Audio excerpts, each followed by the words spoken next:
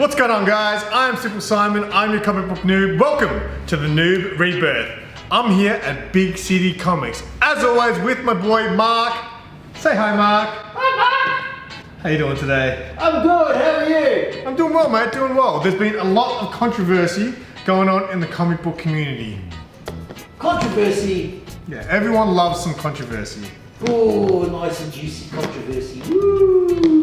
So yeah, we're going to talk about it. So, what do we say, Mark? You've lost me. What? Let's do this. Let's do this. Let's do this!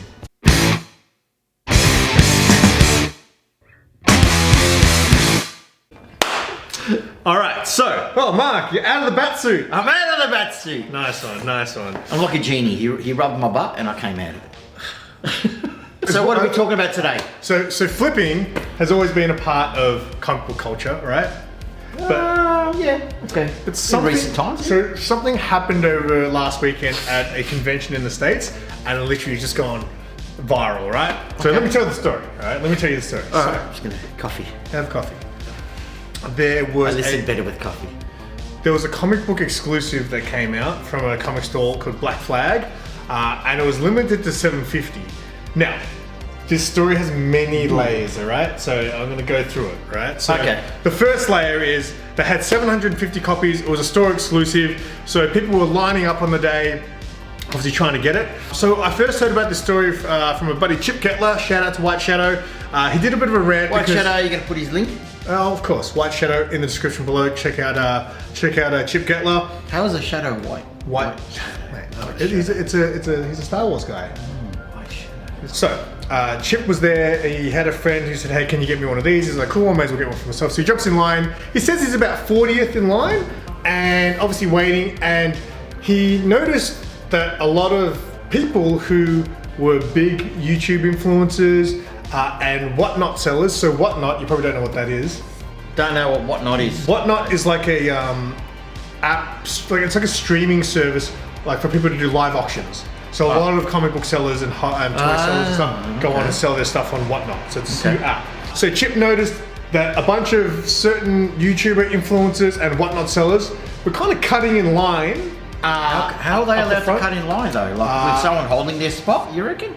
Well, that's the thing, we don't know. But like, it looked like, according to him, it looked like they were just walking in. They know people, and so they know the store owners and stuff because they're big time in this world. You know? Time in this game. Big time YouTubers. Yeah. So I'll get there one day. Yeah. So what happened was these people, he was saying, like a lot of them were buying in bulk. So we're talking 50 copies, 60 copies, 100 copies, and things like that. So all the people in line around Chip were kind of like, well, this is bullshit. Like, I just want one for myself, you know what I mean? And so a lot of people got very worked up because a lot of people were cutting in line and obviously buying in bulk, right? The book was $85, 85 US, it was a Miles Morales Ultimate Fallout reprint, but it had an acetate cover. Now, there's much more to this story too. So it was a reprint of the first appearance of Miles Morales. Yes. But especially... So get this, it was already a store exclusive, but this is another version, limited to 750, which had an acetate cover over the front, which to be honest made it look like ass. Anyway, that's I'll made it look like ass. Yeah, I'll get to more of that later. A man's ass, I suppose. A man's ass. Real... Unlickable. Yeah, not lickable. A lot of people obviously got worked up, and by the time my friend Chip got closer to the table, he was about third in line. The store was like looking around like, I don't think we have any left, right? And then they magically found a box. I think the story was they had a whole bunch of them put aside for one reseller, and he decided, you know what, I'm gonna have to take a chunk from this guy and sell to these people. But what happened was, when it got to that stage, and he had to grab these final books for the people in line, he then put a limit, only 2 per customer. But not only that, he also raised the book from $85 to $100. Holy moly! I'm like, that is fucked up. Just for this $100 book. But brand new, there's not even a Silver Age near. So that's where I have the problem, right? I mean, I understand people who are flippers are going to want to buy in bulk, which I don't really, we'll get into that. But when they raised the price, I was like, that's dodgy as.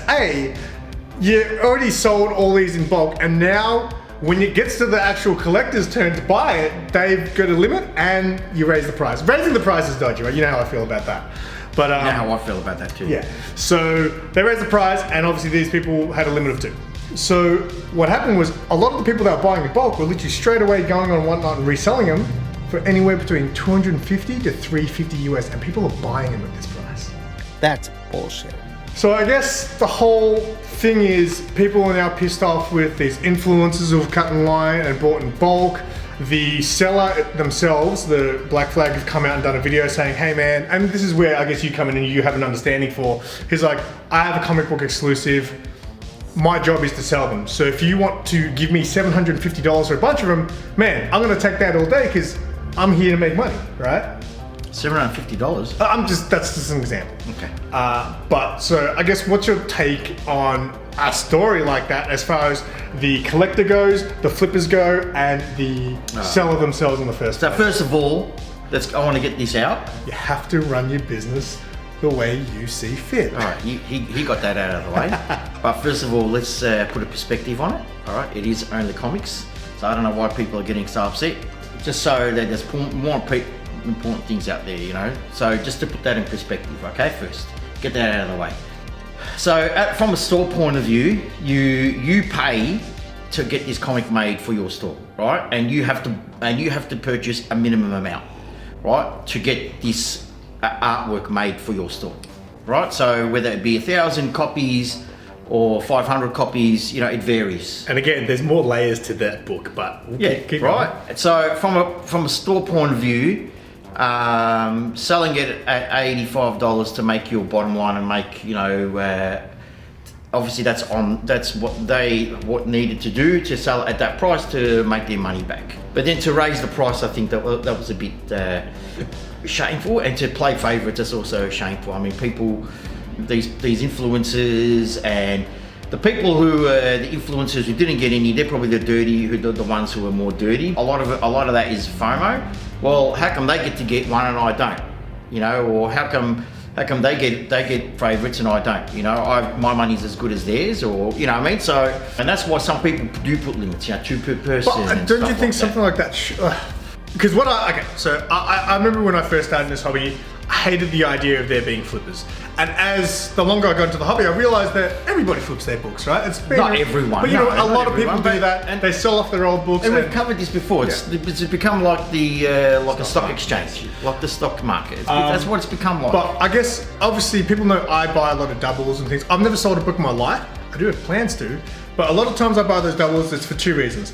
I love something so much that maybe I want to give one to someone. And then maybe, by off chance, there is some value to it and I could sell one if I want. Yeah, so but I always pre-order my books too. Yeah, of course, but it's a good way to finance your own hobby. We've spoken about that too. Yes. But I guess I don't like the idea of someone wanting to come into a shop and then just buy every copy off the shelf. Now, I know you've said that that doesn't bother you. If someone, doesn't. You never have a massive amount anyway, but like if someone just wants to clean you up of copies, you're just like, I guess. Yeah. But would you prefer to have them pre-order something like that Absolutely, in advance rather than? I do. I do have customers who order in bulk. I've had customers who order in bulk for the reason of that, flipping. And that's fine, as long as they pre-order it, I'm happy with that. You know, and I'm happy if they want to come clean my shelf. Like I said, and look, my shelf stuff is very thin, so I don't have a lot of copies to spare. But as a collector yourself as well, I mean, would it annoy you if you were standing there waiting and then a whole bunch of people here you were buying up everything? Of course, absolutely. Because the thing is, it's seeing it in front of you, like how shameful or how unshameful can you be when you see all a line, you know, out the door, and then you're buying the majority of it. But so the people who aren't in line aren't going to get any. And you're buying it just to solely make money off it. You know, where a lot of the people in line are probably collectors, and they just wanted one copy. So yeah, that's a bit shameful. I mean, at the end of the day, what I would have done is I would have set a limit, right, 2 per person on something like that, and then if there was any left over, I'd take people who wanted bulk. I'd take their names down or know who they are, and I say, listen, I've got some left over. Do you want them? Only a big city company. That's what I probably would have done, you know, and because you know, it's just not fair for you people know, to take bulk. This convention went for 3 days. And this whole fiasco happened, I think, on the very first morning. If you're going to sell something, I just don't think, like, getting a couple of copies fine, but when you're getting 50 to 70, it's like, yeah, that's a bit. Well, I hope they don't sell them. I hope they sell maybe a few, and then the rest of them, they just go down in flames. there has been listed sold items on eBay for $250 or $300, which people are just like, don't buy them. You know, like if you're that worried about it, then you know, don't. Correct. Because I don't think a book like that is going to hold up. The principle, I understand getting upset about the principle, like, you know, like all I wanted was a copy of the comic, and now I don't get it. And if I want one, I just have to pay $350. Yeah, so I guess a lot of people are pissed that these Absolutely, people are buying them to sell them back to the people who are at the back of Correct, the line. You know what I mean? correct, absolutely, and that's shit. And those people need to take a good look, hard look at themselves. And as a community, as a comic book community, you just not buy it. Oh well, it's a reprint. You know what? I'll save my money. I'll save that $350 and maybe look out for the original. So a lot of people are basically saying that those people don't care about the community. Of course they because don't. everything's just all about them making money. Of course they do. I think if you had a limit to 5 or 10, it wouldn't have been anywhere near as crazy as what is happening now. But when people are buying 50 to 100, it's pretty greedy. Of course it's greedy. Greed is greed. But you know, you don't have to. If that's what that comic book store wanted to do, and if that's what they allowed, at the end of the day, they allowed that to happen, right? If I was a flipper and I went to the store and said I want to buy 100 right now, and the store goes okay, then that's on the store. It's not on the flipper. All right, so here's the other part of the story, and this is why I don't even understand why this book is holding any value, right? And I'm not totally clear on this part of the story, but I believe the story goes, the facsimile itself was their own exclusive. This acetate version, I think the story is they made it themselves because the acetate cover has extra staples stapled into the book. So it's like they grabbed their original exclusive and stapled acetates onto them to call it another exclusive, a C2E2 exclusive. So it's not, I think, it's not really a registered book with Marvel. I mean, it could have been, and if it's an original cover, I mean, it could have been done by the publisher to do that. No, it wasn't. That's not Marvel. Know nothing about it apparently. Oh, well, there you go. So obviously, if Marvel don't know nothing about it, what about Diamond or So because it's their own exclusive. So they had an exclusive cover, which was the facsimile, done by Clayton Crane, and then this acetate version. I think people are saying that because there's extra staples. There's like 4 staples in this book, which is not normal, right? So I think a lot of people are speculating that they've put it on themselves and called it the C2E2 exclusive, and obviously sold it for more, probably to get rid of the original exclusive. Yeah, probably. I mean, that's just smart. That's smart. Innovative, I suppose you can say. Innovative. Yeah. That's smart. It's called business. You know, but again, it's on them. And you know, the way they probably did it, you know, they probably pumped it up. You know, convention exclusive. You know, that's next level shit. I've got to say, if that's what it was, the store. That's next level. I guess the last thing I want to touch on is, I guess, just flipping in general. Like, do you think it's good for comic books, for the hobby, for collectors and things? Like, yeah, why not? Yeah, of course, it generates the love of the comics. You know, they're getting taken care of. They're being bagged and boarded, and people are buying them to either to flip or to have them in their possession. I mean, I think it's good for the industry. It keeps the print of comics alive. But how does it affect, I guess, being a shop owner?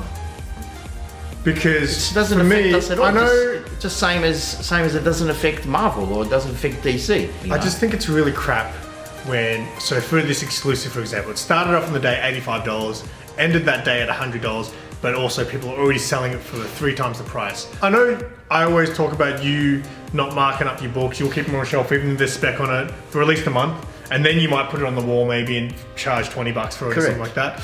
But I know a lot of stores here that will charge the week of release. Like it doesn't seem right, or the week after. You know, they'll hide a couple of issues, put them on the wall the following week. They'll take them out of people's standing orders. That just doesn't seem right. And I just don't get it. Just bad how it can be That's just bad practice. But yeah, I guess like I said, as time's gone on and I've been in this hobby for a lot longer, I obviously realised that I guess flipping is always going to It's be the part ugly of it. side, yeah. But it's always going to be a part of it, and I just don't think there's anything wrong with, you know, selling a few copies here and there. Of course But not. I definitely don't like the idea of Taking someone- advantage Yeah. of someone's FOMO. That's just taking the piss, we call in Australia. Australia. Australia. Australia. Australia. Australia. Alright guys, that is all we have for you today. Thank you so much for watching. Let us know. Oh, what are you doing, mate? What are you doing? Trying to get warm. He's looking humped up because he thinks he's Batman now. I am Batman! Alright, you're Batman. Look! I'm Batman! Did you guys show him up close, mate? That's actually Mark as Batman bobblehead. Why don't we make that an exclusive? And I'll buy 100 of them off you. Talk And to, sell them for talk free. to Nina. She's the one that got it for me for my We'll get that birthday. working. We'll get the Mark as Batman bobblehead exclusive, limited to 500, and I'll buy the first 200 off you. I accept this award, the comic book Batman award. I was the only nominee, so I'll accept it on my behalf. Guys, make sure. I'd like to thank Mum and Dad. I'd love to thank Nina, of course, my true love. Make sure you guys give the video a thumbs up if you enjoyed it. Leave a comment, let us know what you think about comic book flipping, what you thought of the whole C2E2 fiasco. And of course, if there's anything you want me and Mark to talk about in future episodes, let us know. And until next time, get your Batman ass out of here and say bye, Mark. Bye, Mark. Keep it simple. Welcome to the NOOB Rebirth. I'm here with fuck. You're here with fuck! You're here with fuck! Are you serious? I'm gonna go, she's swim with the dolphins at SeaWorld. And it's taken the collector's world by storm. Fuck off, truck! Alright, so. Fuck off, truck. Every fucking week. Well, it's because people work.